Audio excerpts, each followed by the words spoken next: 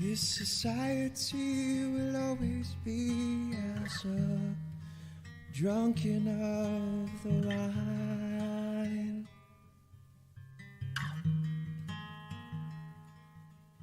Controlling all the senses for understanding great divine. I will send fire to this land. All right. Peace and blessings. This is your brother Gabar, and this is I Am Fit Podcast. As you fit to go God's way, let's go. Let's come in, make that, hit that like button, subscribe, all that good stuff to help the algorithm, because today we're going to be having a very powerful show, I think. And I think it's going to be one of these shows that I have to check what I'm going to say before I say it. I don't have powerful lawyers behind me. It's just me and my family.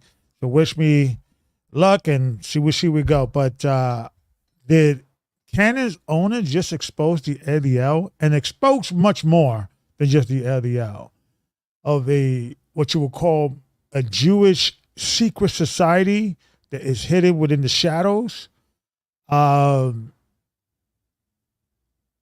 This ancient group called Frankism and Sabbatai Levi, who started by Sabbatai Levi. There's a lot of information out there that it hasn't been discussed in the mainstream media.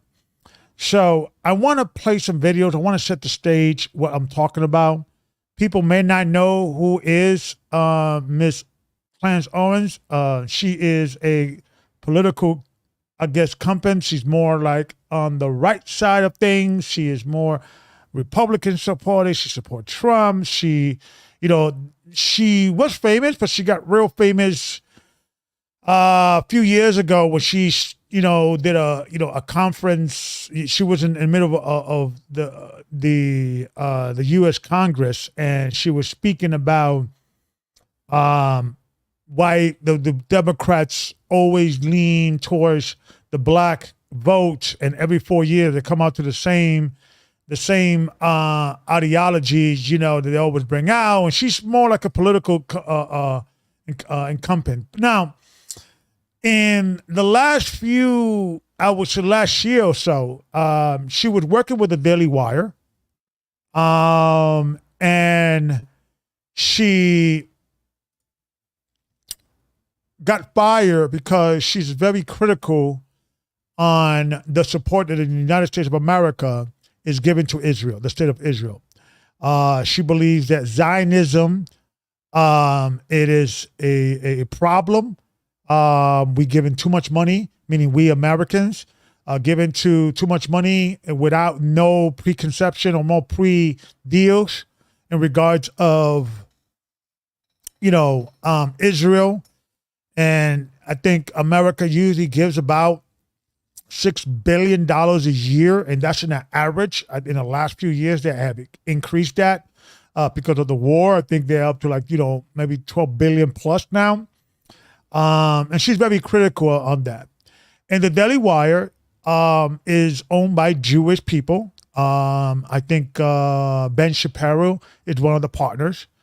They had a debate about the subject matter. She stood her ground, and then lo and behold, she got fired a few weeks later. So now she's doing her own thing. She's independent, and what's coming out of this young lady's mouth, I have to just give an applause. I just have to say the bravery of this woman. It put us men to shame. I gotta say. Now, I don't agree with everything that she says. I don't agree what her choice of Christianity. She is a Catholic. We're gonna address that in a minute. Within the black community, they view her as a sellout because she's married to a white man. She got 3 kids. He himself is also a Catholic. I think he's worth half a billion dollars or something like that. So she has the backing of her husband, and she is independent, so she could say whatever she wants. So I want to play this video, and I want to start because she addressed a lot of things, and I'm gonna go blow by blow. I have 1, 2, 3, 4, 5, 6, 7 clips, right? 7 clips that I want to play of her, because she's gonna hit a lot of information that has never been heard in what I consider mainstream media or in the political arena, right? So let me play this video. I hope, before we start, can you guys hear me? I just want to make sure. Let me do my own radio, my own sound check. Yep, okay, I could hear myself, great. So I think I'm good in my end. So I want to play this video, and like I said, 7 clips. This video has gone viral. I think it was a 2-part video. One is already about 1 million plus, and the other one is about to get close there. And then by the end of the week, it's probably going to go close to like 7 or 8, maybe 10 million. It's a lot of controversial stuff. So I need to choose my words wisely. Or you know what the heck? Let me just speak with my mind. Fair use. So Kyrie Irving, at the time, he still might be a basketball player for the Brooklyn Nets, tweeted a link to a documentary, absent commentary. He didn't tweet this and say, I agree with this. He didn't tweet this and say, I disagree with this. He just tweeted a link to a readily available documentary that was on Amazon, and he said nothing. And the next thing you knew, he was a mainstream story, and he was at risk of losing his job as a basketball player. And the title of the documentary was From Hebrews, to Negroes. And if he had just tweeted it and the media didn't react with such insanity, probably no one would have watched it. I'm serious. It was a nothing thing, but they made such a big deal out of it that I remember watching the situation go down and going, okay, what? Do you guys remember that? A few years back in 2022, I believe, Kyrie Irving, he tweeted from Negroes to Hebrews, and she's commenting on this. And she actually said, because of all this controversy over this video that she never heard about, she actually watched it. Pay attention. Fair use. What is in this documentary that people are freaking out so much that the NBA has given him, you'll recall this, a list of 6 demands, a list of 6 action items that he must complete in order to return to the franchise, okay? Absurd. Do you remember this headline that was going on? This is what Kyrie Irving must do to get his life back for having tweeted out a link to a documentary that's available on Amazon. Not Jeff Bezos, but Kyrie Irving is at fault, not Jeff Bezos for making it readily available on Amazon. First set of things that he had to do. The first thing he had to do was he had to issue an apology for posting a link to the movie, condemn the harmful and false content, and make it clear that he does not have anti-Jewish beliefs. Second, so you guys remember this, right? So she's going to go into the history, because this was the ADL, right? She's going to go into the history of ADL, and this is what basically they demanded of him. I don't think he did this. I think he did some of it, but he didn't do all of it. You know, he had to give $500,000 to a Jewish organization, the Defense League, the ADL. What else that he had to do? He had to meet with, Jewish leaders. He had to do all these things, right? Before he goes back. And I think they negotiated. Some he did, some he didn't. And life went on, right? So I want to play this other video. Now, for people that don't know the ADL, right? I'm going to play a video later on who's the president and the history of that and so forth, so on, because, the ADL, I don't know if you guys remember this, this guy who is now the president, the face of the ADL, he's the guy that came on the Breakfast Club and explained the history of the ADL, right? So, but I want to go into Candace and her explanation on the ADL, because this is not what the mainstream media is talking about, and we need to talk about this. Fair use. if we knew the history of the ADL, if we could learn that on Wikipedia, no one would support the ADL. Because the ADL, factually speaking, was founded to protect a pedophile named Leo Frank. And this is true. This is verifiable. Now, according to the Jewish ADL media folks represented, they say that he was falsely accused, right? He was falsely accused, and another man did it. Now, who do you think they were accusing and who did it? We're going to go into that, okay? Because it was not a white man. It was not a Jewish man. It was a black man. And he got arrested. He was charged, convicted, lost his appeal, right? And then there was a mob that came in, and out of anger, because back in the day, they was like street justice, they hanged them, right? So let's continue, hearing this sister talk. And I want to stop from between, because I want to, give my 2 cents. But I'm going to give you guys the history today. And what she's bringing out is exposing the ADL for a wicked organization. Is she right? Let's talk about it. I'm going to bring you some receipts. Fair use. Very relevant. And by the way, I had a wonderful discussion yesterday with this Jewish PhD, a professor named and a writer named David Bashvikin on Twitter, because he heard about my episode talking about Sabbatianism, and I guess he assumed that I was going to say, like, this is what Jews worship, and I was actually saying the exact opposite. So I messaged him privately on Twitter, and we had this wonderful back forth speaking about how Jewish people and Christians actually need to unite and to do the research and to root out these satanic people that have infiltrated both of our faiths, including the Muslim, the Islamic faith as well. There has been an infiltration. And so we were having this back forth, and I was speaking to him about these Frankists and how they literally came to America, and the evidence of that is everywhere. And particularly, yes, this is how the ADL was born. They were born of B'nai B'rith. B'nai B'rith was this Freemason chapter that was based in Atlanta, and Leo Frank was the president of that chapter. He was incredibly wealthy. He ran a local pencil factory. During Passover of 1913, he viciously raped and murdered a young Catholic girl named Mary Fagan. Okay.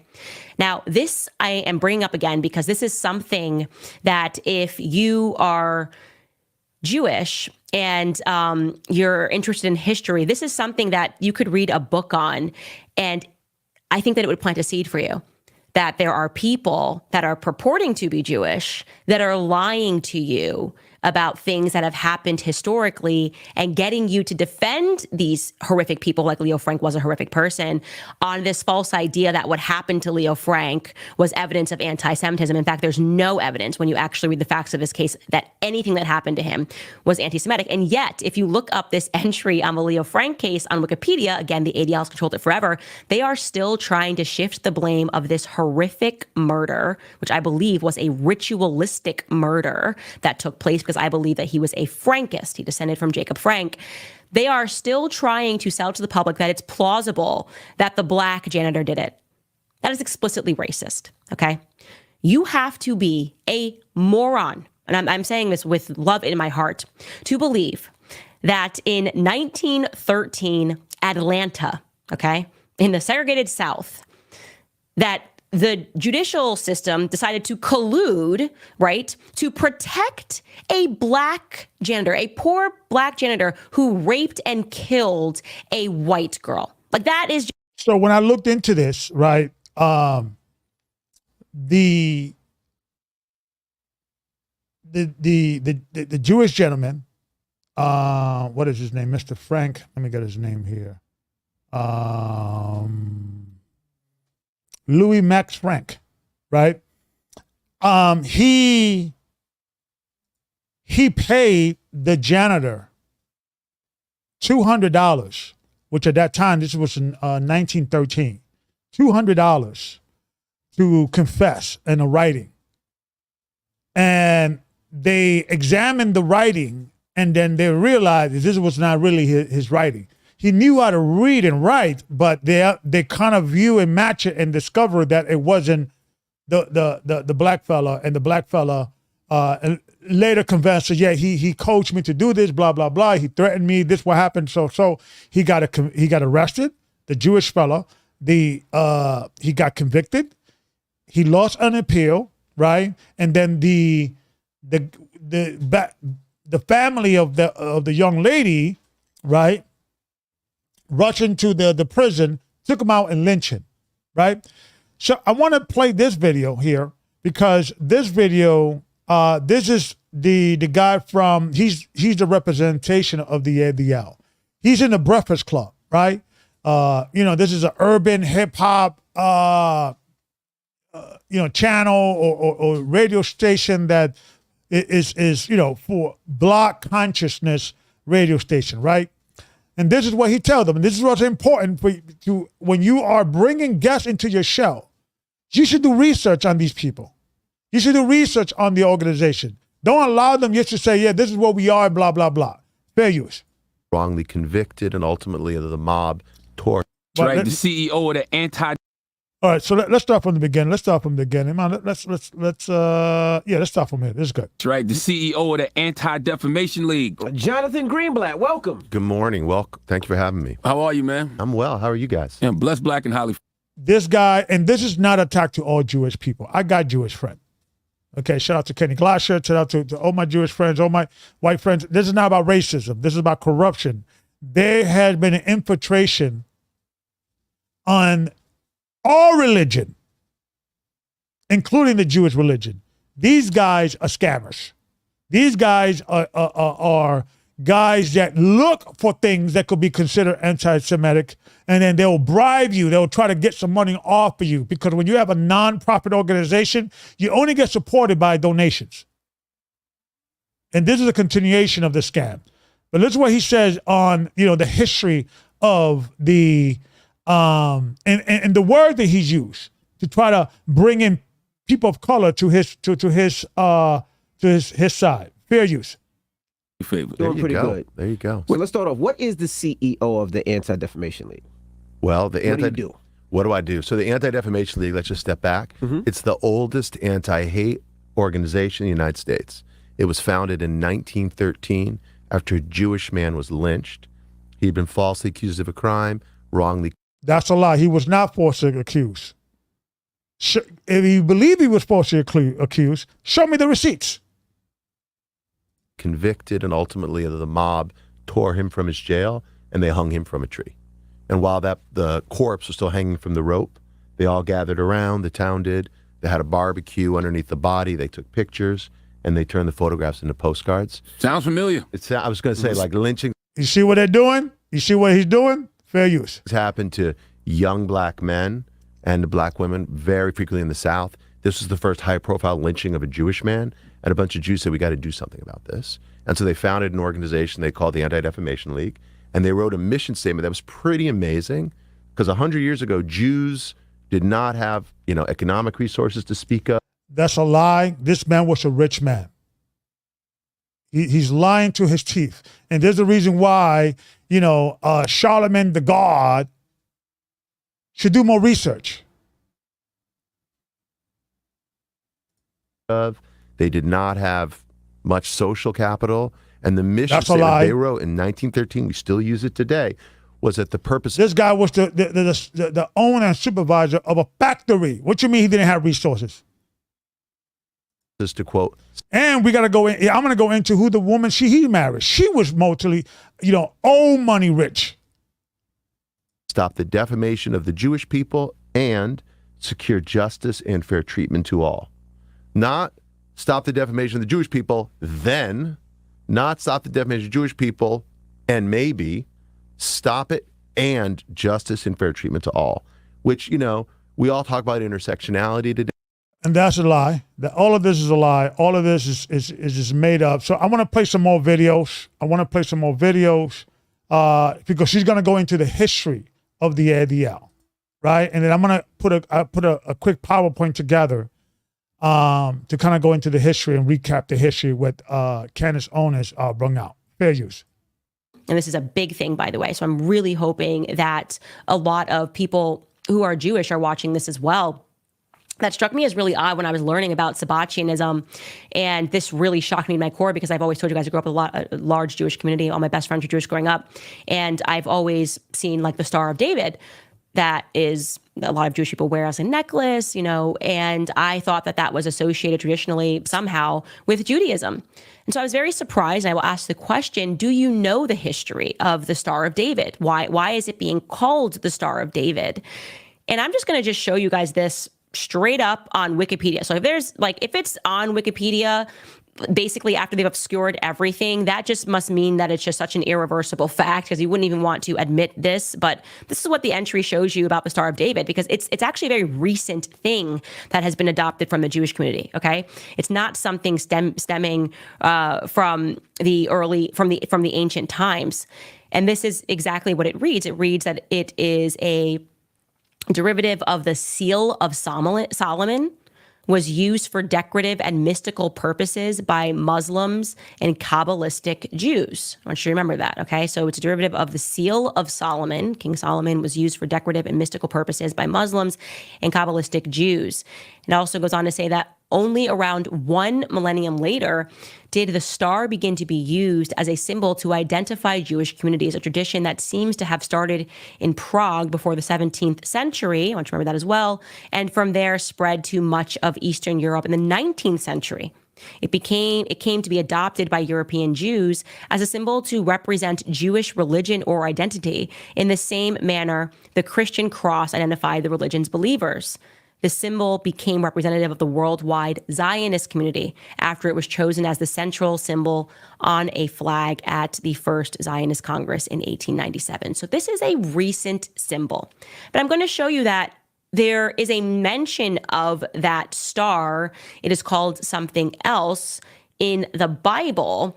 It is referred to, and I'm going to just dig this up for you, something that is known as the Star of Remphan in the Bible, okay? And I'm going to show you that star right now. Here's a picture of it. You can see if you're Jewish, you're going, oh, that's the Star of David. You can see on that left side there, by the way. So this star, this Jewish star, some people within the Jewish community address this is like their national symbol, but within the Israelite community, that some of these guys also, accept these star. I think Israel United in Christ don't accept it. Of course, GOC don't accept it.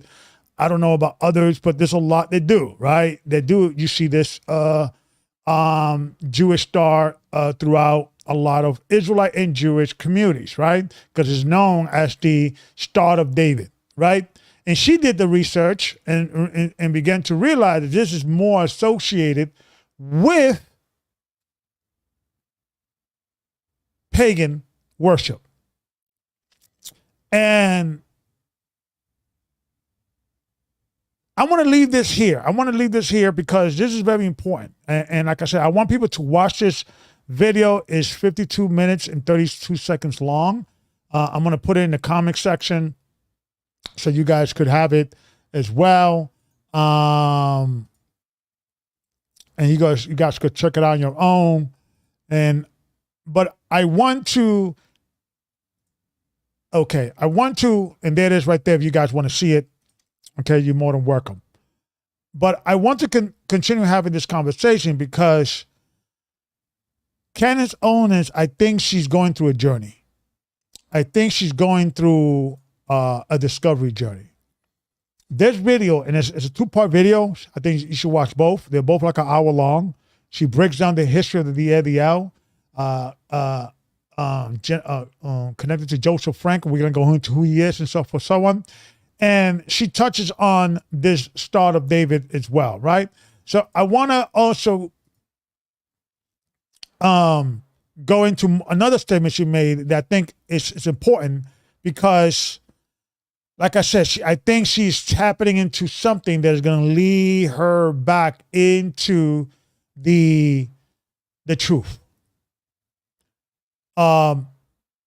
She did say that she's going to look more into this Hebrew Israelite thing, who's, the Jews and so forth, so on. And she did say that she did sympathize with African Americans and why she is sympathetic to some African Americans trying to find their history. She doesn't agree necessarily right now, but she wants to do more. She hasn't seen enough evidence to convince her, and that's okay, right?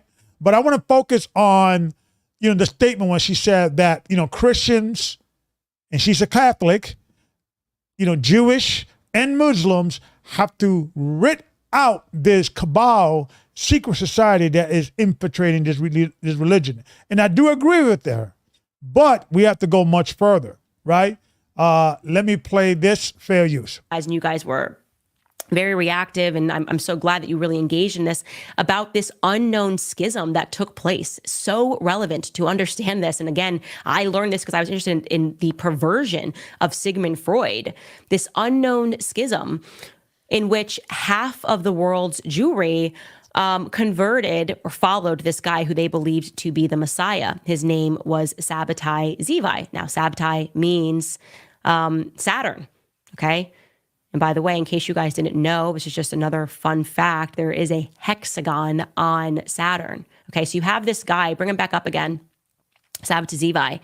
And the story there, and I'm going to run you through this very quickly, is that this guy was born in what would be considered modern day Turkey. Okay, he was Turkish. He was living in the Ottoman Empire. He declared himself to be, he was a follower of the Kabbalah, the Lurianic Kabbalah, which was a very big deal at that time. He declared himself to be the Messiah, and half of the world's Jewry at that time believed that he was. People were traveling to Palestine to see him, to bring him gifts. And then what happened was they became disillusioned with him because he came across the Sultan, the Ottoman Sultan, and the Sultan was like, you better convert. You're either going to become a Muslim or I'm going to kill you. And so this guy freaked out. It's understood now. There are great Jewish historians among them, I think, who is probably the most well-read on this guy and this guy's history is a man named Gershom Shalom. And again, I will link these books on my locals page. I didn't do it yesterday because I ran out of time, and I'm going to do it. Anyways, he basically said, yeah, you're going to either convert, you're going to become a Muslim today, or you will get killed. And so guess what he did? He converted and he became Muslim. Okay. So this guy who says he's the Messiah, who's worshiping the Kabbalah, then converts and suddenly says, oh, this is actually totally fine because I have fulfilled the law of the Torah. I have fulfilled the law of the Torah. And does that sound familiar? I fulfill the law. That sounds like very Christian. Doesn't Christ fulfill the law? I'm gonna show some receipts later on. I'm gonna go and do a quick PowerPoint, but I want everybody to kind of understand what she's tapping into, right? What she's tapping into. actually, it is now called upon us to sin. And a form of that is apostasy, which is essentially you can convert in order to deceive people into different faiths. And I am proof of that. So even though I am converting, I'm becoming a Muslim, it doesn't actually matter because laws have no meaning. Again, the Torah has been filled. I am the Messiah, and here I am. And at that moment, okay, now no longer half the world's Jews were following him. They were going, okay, this guy seems like a fraud. But he had the backing of the wealthiest people in the world. Okay, so his influence never went away. This became known as Sabbatianism, and what these Kabbalists believed was that yes, they would inherit the earth through deception, through deceptive means. So what became born was this group of Kabbalists who then made their way into Islam. They became known, and my pronunciation might be wrong here because I've only read about this, as Donme, D-O. So what she's trying to, when you see the entire video, and please watch the entire video. I can't play it all because of copyright reasons, but what she brought out, and she brought receipts, and she brought history, that there was a sect of Judaism historically that is openly known. You could get this from Wikipedia. Jewish people would not deny it. Even the Jewish Post in Israel Time has reported on this. So this is not some conspiracy theory. Now, most Jewish people distance themselves from this guy, Sabbatai Levi, right? And say he was a crazy man, yada, yada, yada, right? And,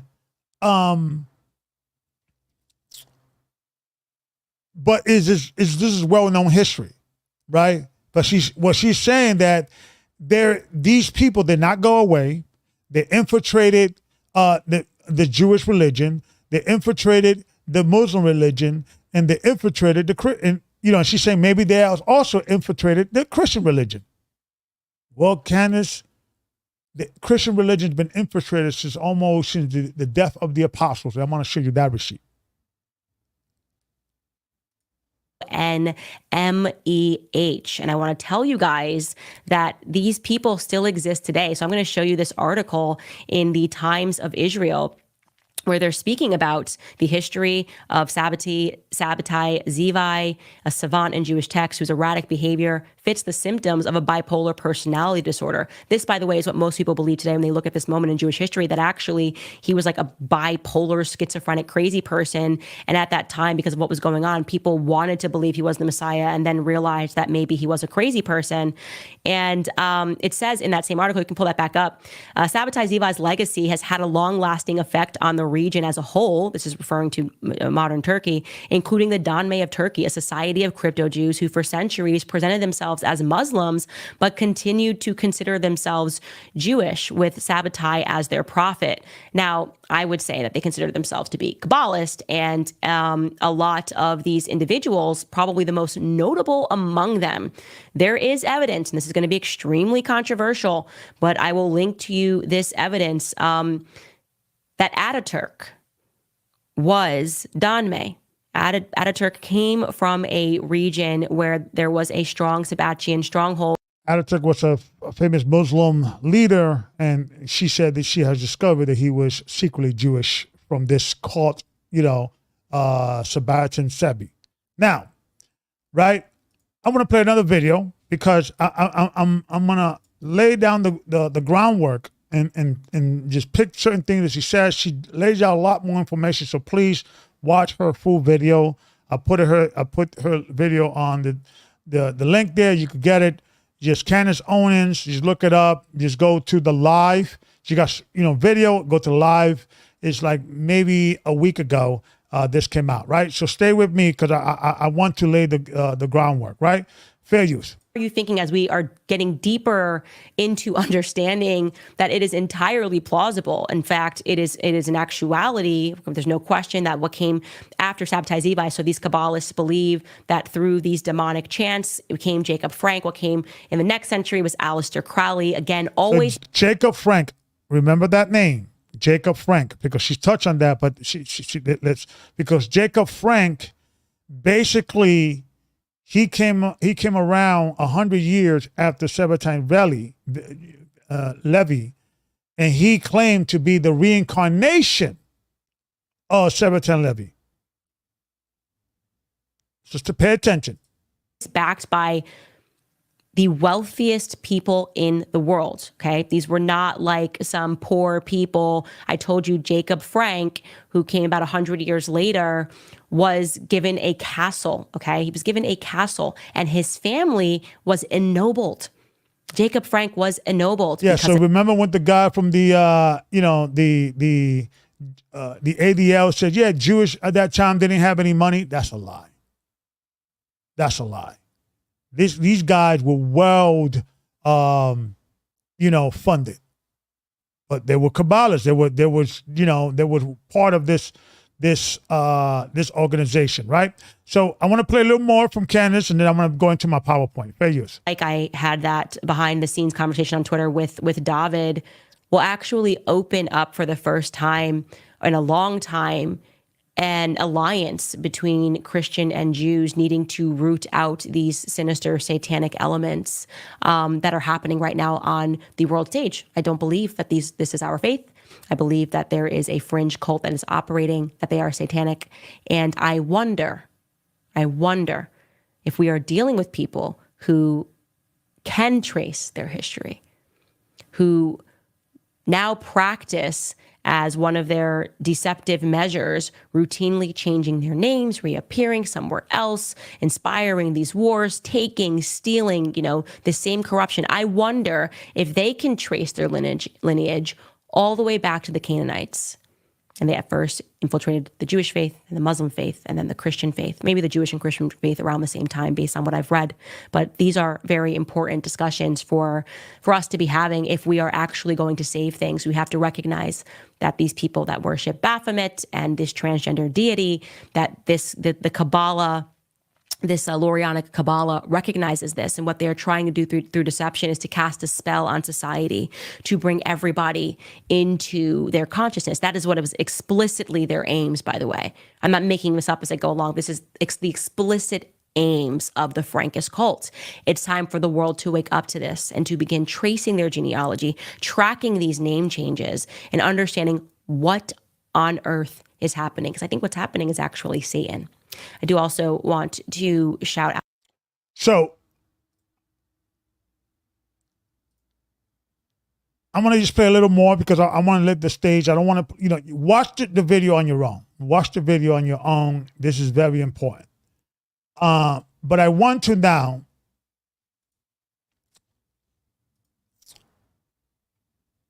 do a quick PowerPoint, right? I want to kind of do a recap. Like I said, I don't want to get, banned or get a strike to play other people's videos. Shout out to Candace Owens. She's doing a great job. Like I said, I don't agree with everything she said.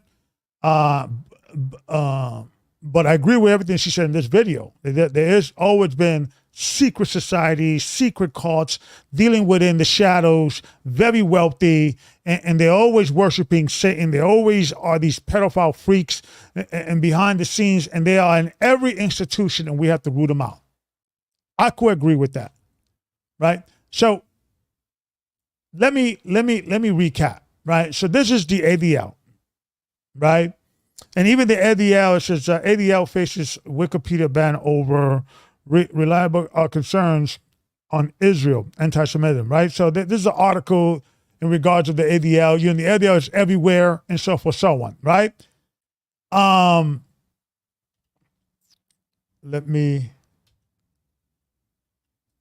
Okay, here we go. So this is a guy, Louis Max Frank. This is a guy who raped and murdered a 13-year-old girl, right? And they always view him as, he was, he was an American factory superintendent and lynch victim. He was convicted in 1913 of murder of a 13-year-old girl, employed Mary Pagan in Atlanta, Georgia. Frank trial, conviction, and unsuccessful appeal attracted national attention. His kidnapping from prison and lynching became the focus of social and regional political and racial concern, particularly regarding anti-Semitism modern researcher generally agreed that Frank was wrongfully convicted.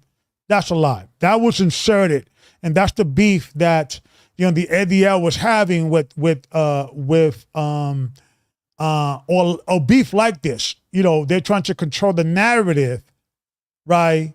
That he was wrongfully convicted, because then that fits the story of the ADL being the history of the ADL. It doesn't sound good if the ADL was put together because they were defending a pedophile who should have been convicted, right? The story sounds better if he was an innocent man, right? So let's continue with the PowerPoint. So this is the guy. This is the young lady. She was 13 years old, and back then they didn't really have labor laws for children, and the term teenager was really was coined around the early 50s to kind of bring the people, the Elvis Presley and the Beatles and all those folks, and then, minors, and that term was associated now for a certain age group. But in the beginning, at 13, you was already working. 14, 15, you was ready, already what was a full-time, almost treated like an adult. So so she went there to pick up her check, and this monster raped her, molested her, and killed her, and buried her somewhere in the basement somewhere, and then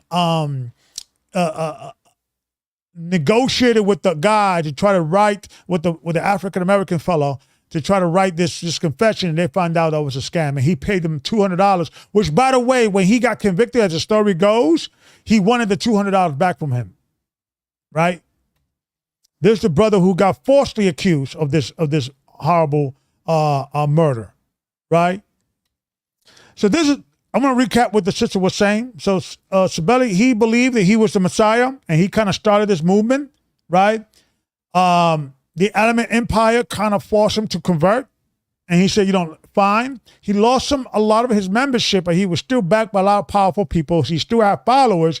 And what he explained is that the law is no longer necessary. It is okay to sin and to infiltrate other, religious organizations and to lie to the Goyams. That sounds a lot like the Talmud, right? It's okay to lie to, and joined any religion to infiltrate and take over the world.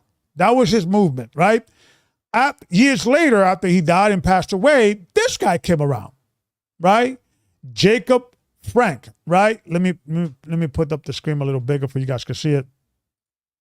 Jacob Joseph Frank, right? He was a Polish. He was born and he was a Polish Jew, religious leader who claimed to be the reincarnation of the self-proclaimed Messiah, Sabbaty Levi. So he claimed that he was this guy.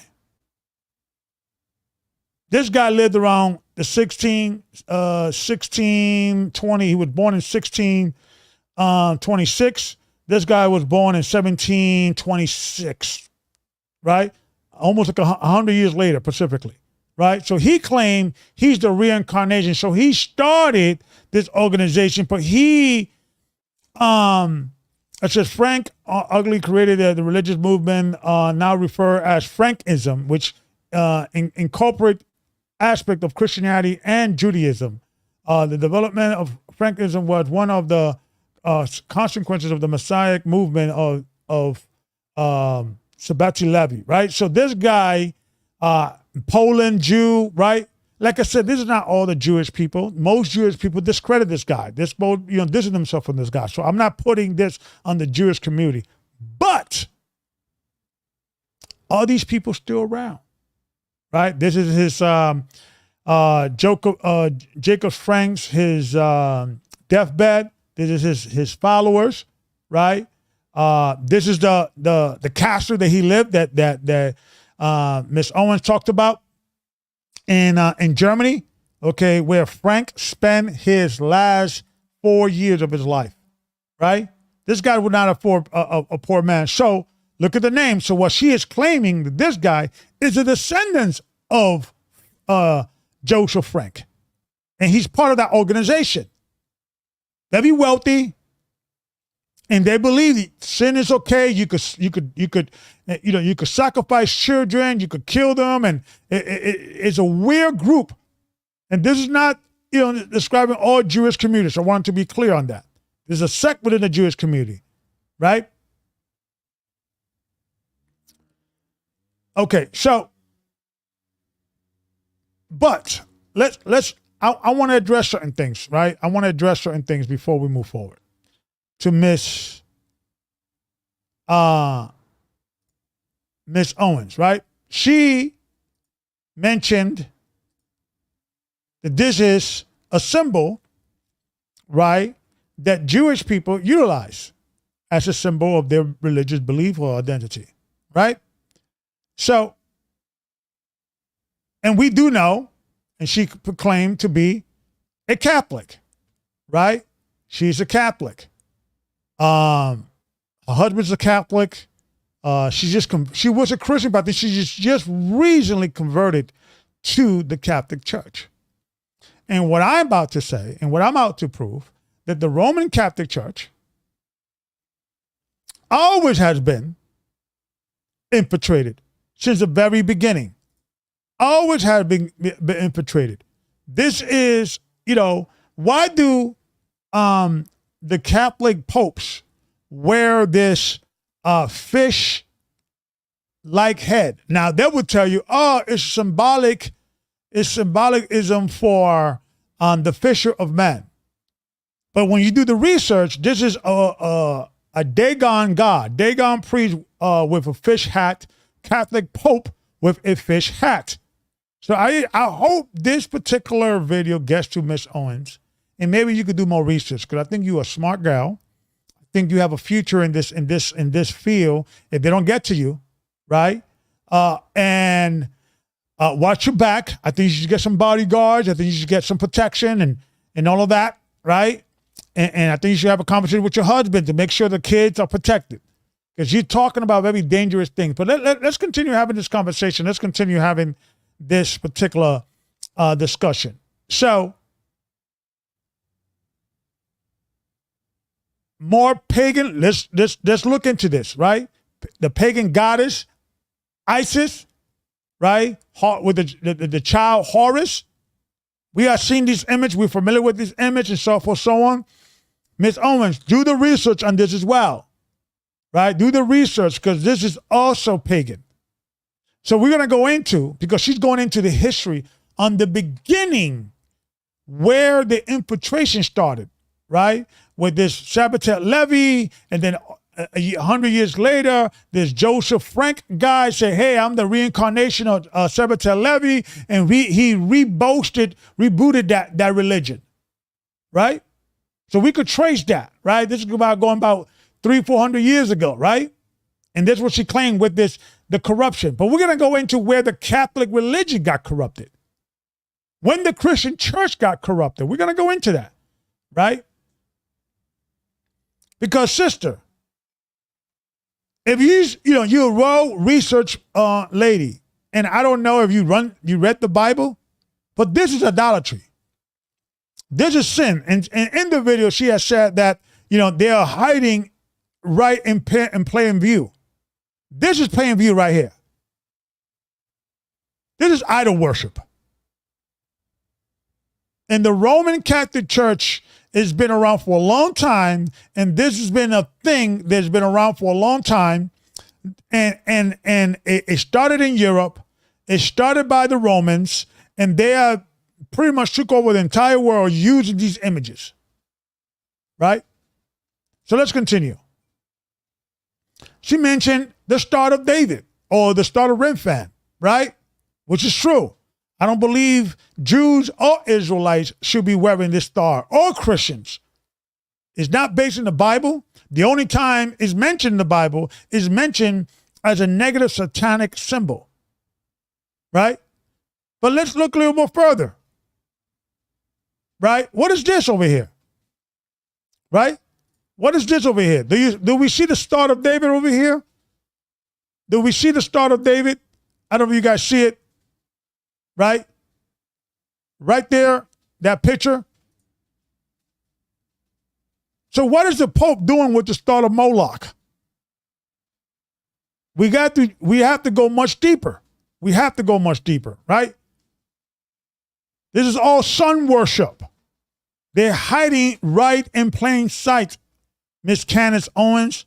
Do your research on the religion that you focus on. Because if you want, right, for Christians, Muslims, and Jewish people to come together, we have to first rule out to make sure that we have the religion we follow have not been compromised. Right? So let's continue. Here you go, another one right here, right? The Star of Moloch, another Catholic church. There you go right here, right? If this is the Star of Remphan, what is it doing in the Universal Church of God, the Catholic Church, which means the Universal Church, what she subscribed to, right? Now, in regards of these things, this is nothing new, right? There's nothing new in regards of these things, right? Because there's always been an infiltration there's always been a group infiltrating in the Bible.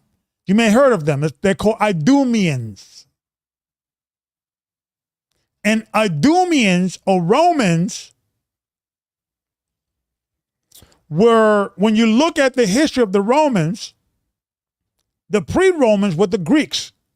But the Greeks was a generic term for a cultural, if you speak the Greek language. The Macedonian Greeks were Idumeans. When you go into the Apocrypha, it goes into that, right? So I want to go into the Apocrypha real quick, right? Remember this scripture, Miss Owen, this is for you. I want you to do this research, right? It says, First Maccabees chapter 3, verse 48, and laid open. Let's start on verse 47. They then feasted that day and put a sackcloth and cast ashes upon their heads and rented their clothes. This is the Israelites. Fasted. They fasted because they were upset what the heathens have done. And what they have done, and lay open the books of the law. This is our records. This is what we call today the Bible, right? Because the Bible is not a book, it's a library, right? And they lay open the book of the law, wherein the heathens had sought to paint the likeness of their images. So what are we talking about here? This is nothing new. This is something that Idumea, Edom, Rome has been doing for a long time. The Edomites had been doing for a long time. They've been infiltrating before Sabbatai Levi, before Joseph Frank, before all these guys started this cult. There's been an infiltration on the Christian religion and the Hebrew Israelite culture before then. Really, the people of God. That now you're going into some research in regard to who are they, and I hope you find some revelations there, right? And I hope that will open the door to another possibility that this is much more than just simply religion. They are attacking and want to rule out a people, the seed of Jacob. This goes way back.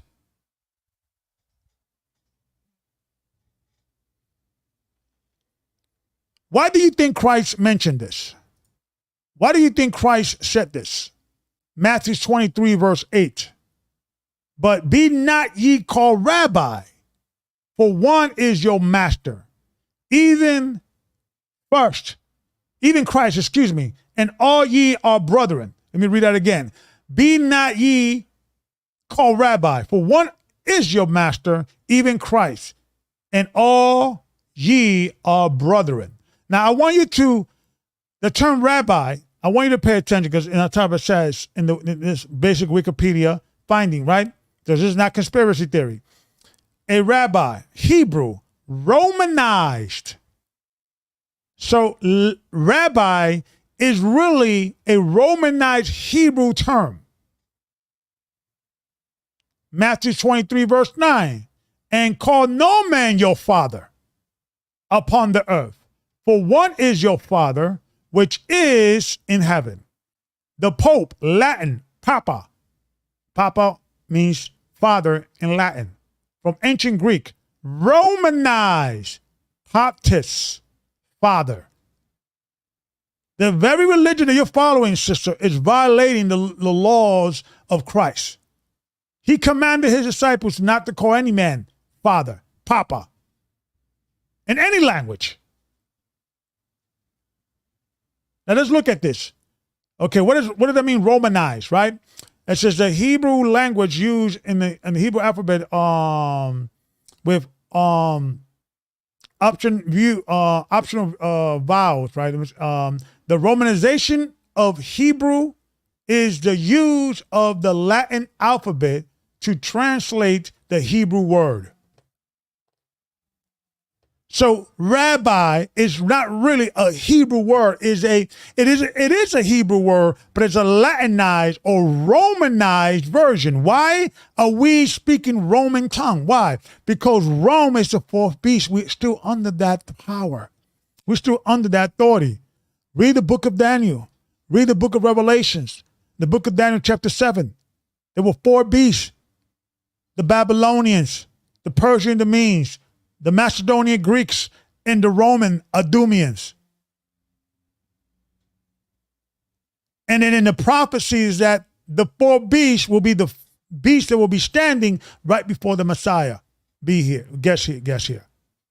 We under that Roman empire. Right?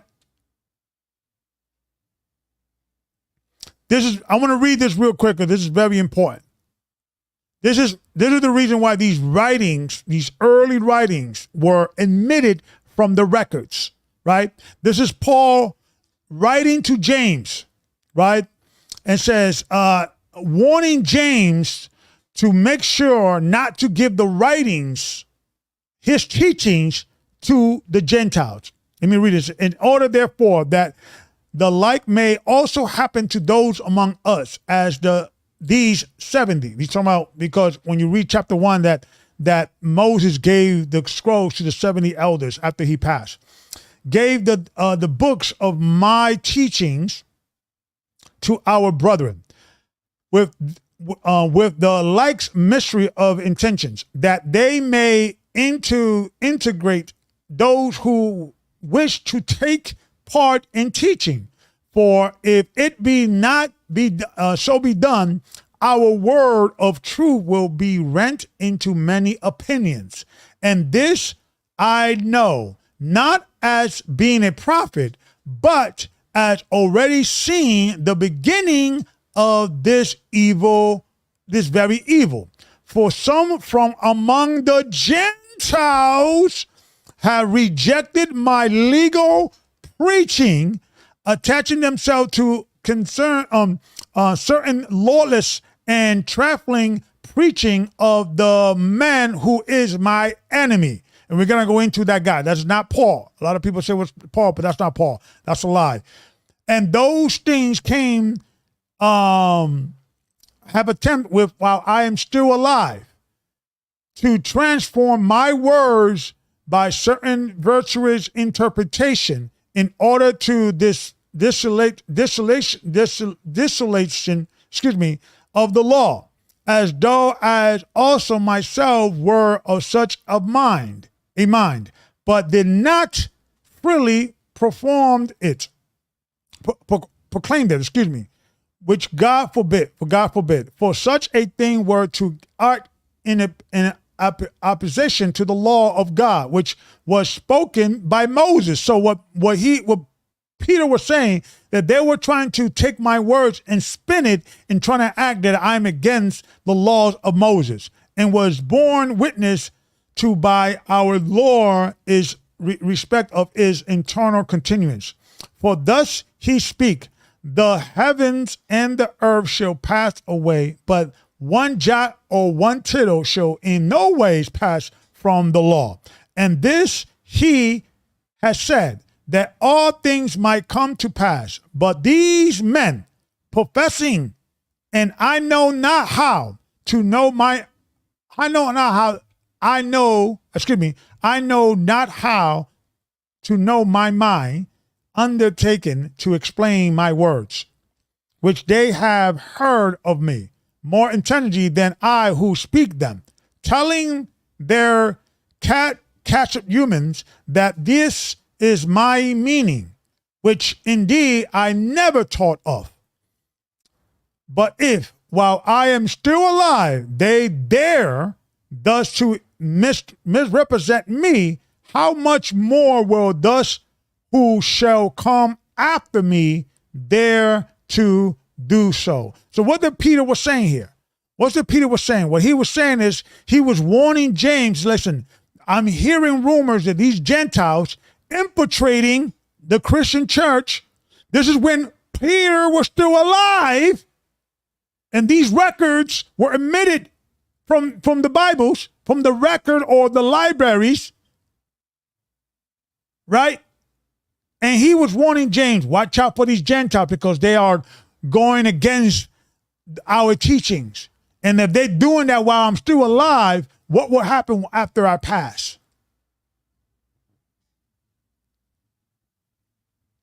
But this is nothing new here, folks. This is nothing new. The Bible prophesies of this. This is in the book of Thessalonians, chapter 2, 2 Thessalonians chapter 2, verse 1. It says, now we beseech you, brethren, by the coming of our Lord Jesus Christ, and by our gathering together unto him, that ye be not soon shaken in mind, or be troubled, neither by spirit nor by words, nor by letter as from us, as that the day of Christ is at hand. So this whole idea that people said that the law, that Christ was at hand at that time, that people was prophesying that Christ was coming soon, that's a lie, because this you will go here to kill that noise, right? It says, let no man deceive you by any means, for that day shall not come except there come a falling away first. That man of sin be revealed, the son of perdition, who opposes and exalts himself above all that is called God. I wonder who that is. We're going to get into that. Or that is worshipped. I wonder who that is. We're going to go into that. So that he, as God, sitteth in the temple of God, showing himself that he is God. Remember ye not that when I was yet with you, I told you these things. And now ye know that withholding that he might be revealed in this time. For the mystery of iniquity does already work. So what the apostles was telling the church, there's already an infiltration going on, even early in the church. This goes back in the beginning. The mystery of iniquity is already at hand, right? It says, verse 7, for the mystery of iniquity does already work. Only he who now leadeth will lead until he be taken out of the way. And then shall that wicked be revealed, whom the Lord shall consume with the spirit of his mouth, and shall destroy with the brightness of his coming. Even him whose coming is after the working of Satan, with all power and signs and lying wonders, and with all deceitfulness and unrighteousness, to whom that perish, because they receive not the love of the truth, that they may be saved. And for this cause God shall send them strong dissolution, that they should believe a lie, that they all might be damned who believed not the truth, but had pleasure in unrighteousness, but we are bound to give thanks always to God for you, brethren, beloved of the Lord, because God has from the beginning chosen you to salvation through sanctification of the Spirit and believe of the truth, whereunto he called you by our gospel to the obtaining of the glory of our Lord Jesus Christ. Therefore, brethren, stand fast and hold the tradition. Hold the tradition. Hold the tradition. What tradition he was talking about here? The laws of God. Sabbath worship. Passover. The dietary laws. The Ten Commandments. Hold these traditions. Yes, there were certain things that would change in the New Testament, like the law of sacrifice. Those works are dead, right? Blood of goats and animals could no longer save you. Is the blood of Christ. So there was a change. There was a transforming of the law. We're not under the Levitical priesthood. We're under the Melchizedek priesthood, right? Verse 16, now our Lord Jesus Christ himself and God, even our Father, which have loved us and have given us everlasting consolation and good hope through grace, comfort your hearts and establish you in every good word and work. Salakia, excuse me, right? So we need to go back to the basic understanding. So who's the guy who did this? Who's the man who is the son of perdition, as they say, right? Who's the son of perdition? Ready for the run? The drum roll? There it is, Constantine, the false bishop, the guy who started all this. This is the guy who said no Christian could keep the Sabbath. No Christian could keep any laws of the Jewish people. It started with him, Miss Owens. It didn't start with Mr. Frank, whatever the guy's his name. It didn't start with him. It didn't start with Sabati Levy. Yeah, they continue that spirit. They continue that the son of perdition lawlessness. There were many organizations that try to infiltrate and so forth, so on. But the mother of all ships started with this guy. The worst thing that could have happened to Christianity is for Constantine to convert to Christianity, because he eventually took over it.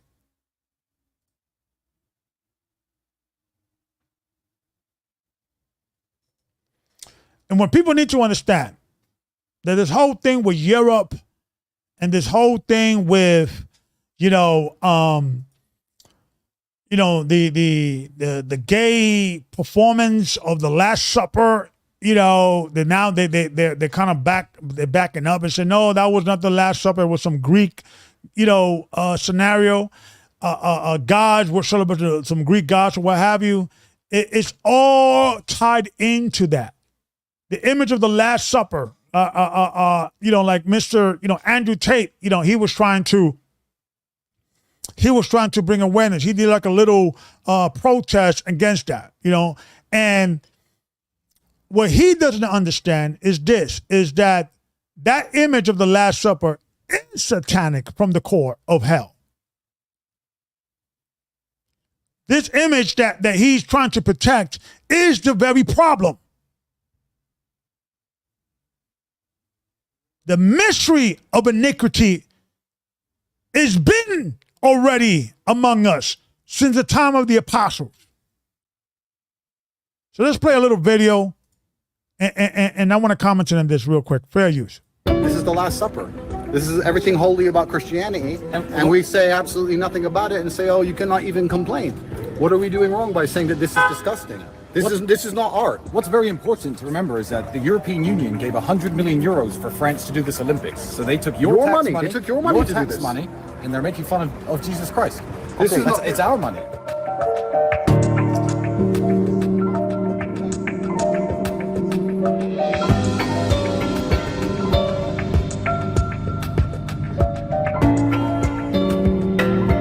And when you look at that picture, there's two females in that picture. I'm going to do another lesson on this altogether. But when you look at what's going on, Europe, with all due respect, and I know I'm probably going to get a lot of hate mail, and I'm going to probably get a lot of, negative commentation or what have you. People's like, oh, you have to be more tolerant of religion. We're too late in the game. In the same way as Miss Owens is now discovering the lie, what's going on, there's infiltration. Catholics, you have to stop thinking and say, wait a minute, maybe we've been wrong. Maybe this religion has been wrong since the core of time. And the Bible does says, thou should not make unto thee any graven image.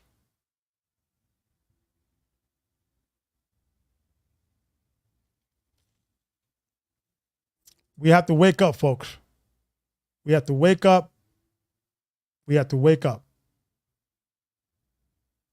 I want to show something else. Right, let me show you this. Let me show you this real quick. Right, what does the scripture says? Right, what does the scripture says? Exodus 20, verse 4. Thou shalt not make unto thee any graven image. Or, see the word or? See the little comment there? It's a separation. Don't make them, or any likeness of anything that is in heaven above, or that is in the earth beneath, or that is in the water under the earth. Thou shalt not bow down thyself to them, like this guy is doing, right? Kissing that statue. Thou shalt not bow down thyself to them, nor serve them, for I, the Lord, thou God, am a jealous God, visiting the iniquity of the fathers upon the children unto the third and fourth generation of them that hate me. 1 Corinthians chapter 10, verse 7. Neither be ye adulterers, as were some of them. As it is written, the people sat down and ate and drank and rose up and played. What he's talking about here in 1 Corinthians? When the children of Israel began to worship God with an idol.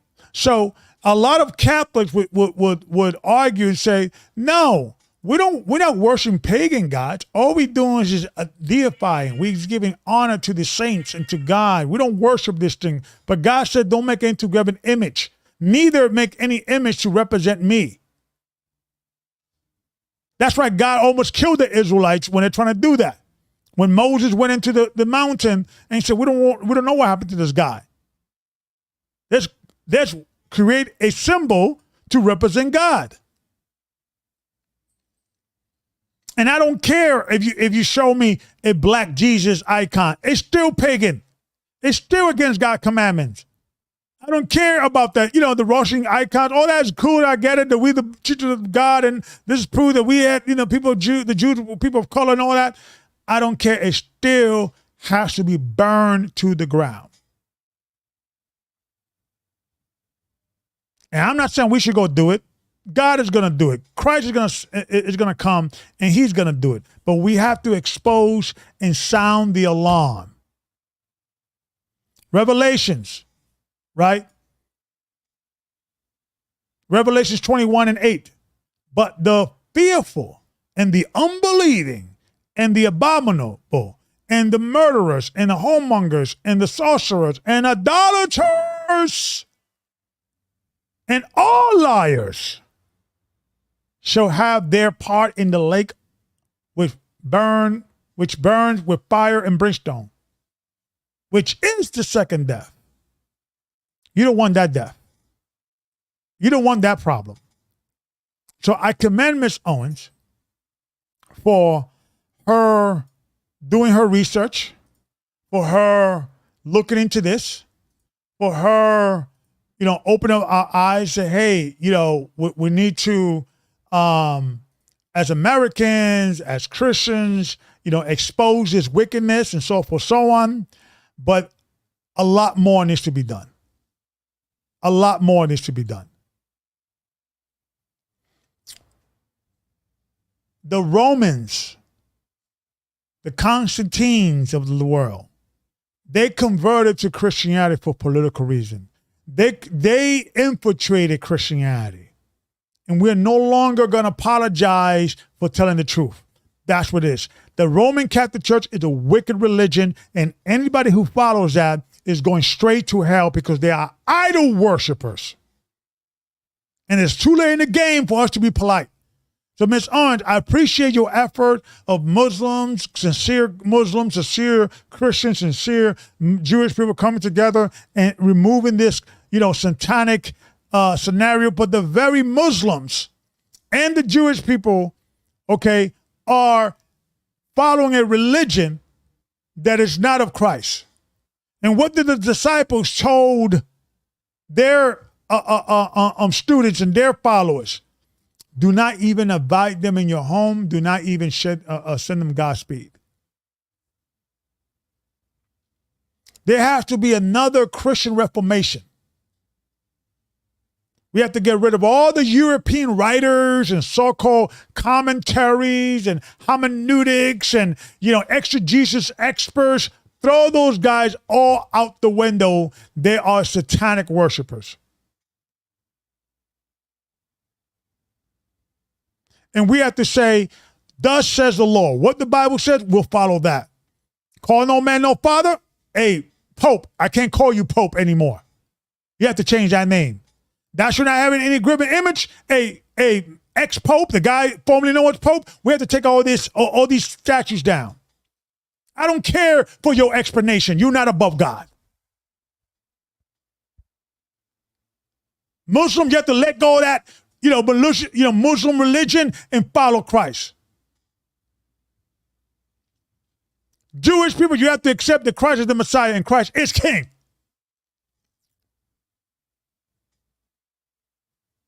Once we do that, we could have a conversation. We could put aside who are the tribes of Israel, who's not. We could put all that aside for a minute. Let's follow Christ. If we could start there and remove all these idols, remove all this opinionated opinion about whether we should do this and we do that. Let's follow what Christ did. Did Christ kept the Passover? Yes, he did. We're going to keep the Passover.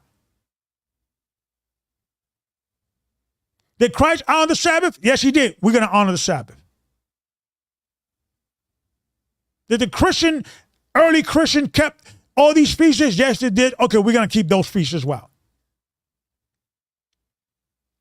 And let no man judge you in regards of food, drink, and the Sabbath and holy days, because there are a shadow of things to come. That's what Paul was trying to say. Let no man criticize you for you keeping these feast days, because there are a shadow of things to come. Anybody who wants to come in, you're more than welcome. I put the link, the SteamYard link. You're more than welcome. But we have to take a stand. I appreciate it now. The young lady, Ms. Owens, is waking up to this infiltration of religion, but she has to dig much deeper, because the truth is right in front of her. That cross behind her, that's an idol. She has to throw that away. The very religion that she converted into, she has to throw it away. And listen, and I'm not saying that this is my opinion, and this is my question. I would not be surprised that a husband is a handler. I won't be surprised. This guy's a wealthy guy from Europe, from England, I believe. He's, I think, worth $500 million. He has, I believe, a master's in theology, right? So you mean to tell me this guy didn't come across this information? And then all of a sudden now Ms. Owens is now a Catholic? Listen. When any Catholic comes to you and says, listen, until you guys remove all those idols and the Pope apologize to the world by having the audacity to say, I'm the vicar of Christ or the representative of Christ. Whatever it says here on earth, I'm the representation of Christ. Until that happens, there's nothing to discuss. I don't want to do a debate. I don't want to, no. Because that's how they get you.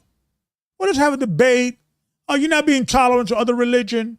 Brother, we all believe in Christ. It's important. That's how they get you.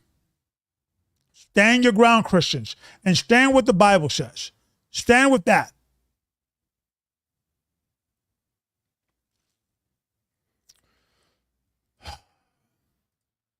You know,